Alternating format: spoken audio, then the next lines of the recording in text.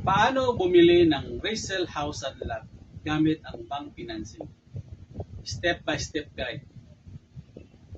Akala mo ba kailangan mong maglabas ng milyon para makabili ng resale house and lot? Ang totoo, kung qualified ka sa bank financing, pwede kang magkaroon ng sariling bahay na hindi agad binabayaran ang buong halaga. Sa video na ito, ituturo ko sa inyo ang kumpletong step-by-step process para maiwasan ang mga pagkakamali at maging smooth ang pagbili ng bahay. Hello mga ka-realtor, another house, another day. Kung bago ka pa lang sa channel na ito, welcome dito tayo.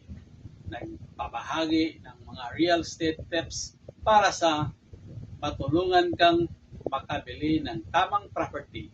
Kaya kung interesado ka sa mga ganitong content, huwag kalimutan i-follow ang page. Step 1. Humanap ng tamang property. Una, pumili ng resale house and lot na akma sa inyong budget at pangangailangan. Huwag lang tignan ang ganda ng bahay. Mas mahalagang siguraduhin na maayos ang legal na dokumento at malinis ang titulo. Step 2. Mag-compute ng budget. Alamin kung magkano ang kaya mong monthly amortization. Tandaan, hindi lang down payment ang dapat paghandaan. May iba pang gastusin tulad ng transfer fees, taxes at processing fees. Number 3. Mag-submit ng offer. Kapag napili mo na ang property, magsumiti ng offer to buyer o letter of intent. Dito nagsimula ang negotiation sa presyo at terms ng bintahan. Step 4. Maghanda ng mga requirements. Ihanda ang mga dokumento tulad ng valid ID, proof of income, certificate of employment kung empleyado, o business documents kung self-employed. Kailangan din ang property documents mula sa seller. Step 5. I-submit ang loan application sa bangko. Kapag kumpleto na ang requirements, isumiti ito sa bangko. Dito na nagsisimulan ang evaluation kung qualified ka para sa housing loan. Stop! Huwag kang bibili ng resale house kung hindi mo pa alam ang 10 hakbang na ito. Step 6. Bank appraisal. Magpapadala ng bangko ng appraiser upang malaman ang market value ng property. Mahalaga ito dahil dito ibibis ang halaga ng loan ng maaring ma-approve. Step 7. Loan approval.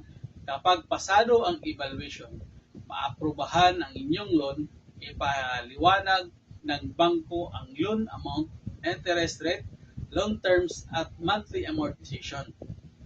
Step 5. Pirmahan ang mga dokumento kapag okay na ang lahat. Pipirmahan ang mga deed of absolute sale at mga loan documents. Siguraduhin nabasa at naintindihan mo ang lahat bago pumirma.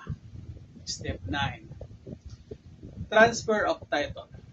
Ang pagpapalit ng titulo sa pangalan ng buyer, lalagyan ito ng mortgage annotation ng bangko hanggang sa matapos mong mabayaran ang loan. Step 10. Release of loan.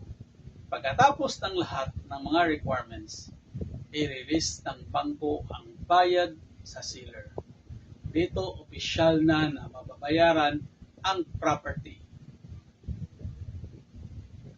Kaya kung plano mong bumili ng resale house and lot gamit ang bank financing, huwag matatakot sa proseso.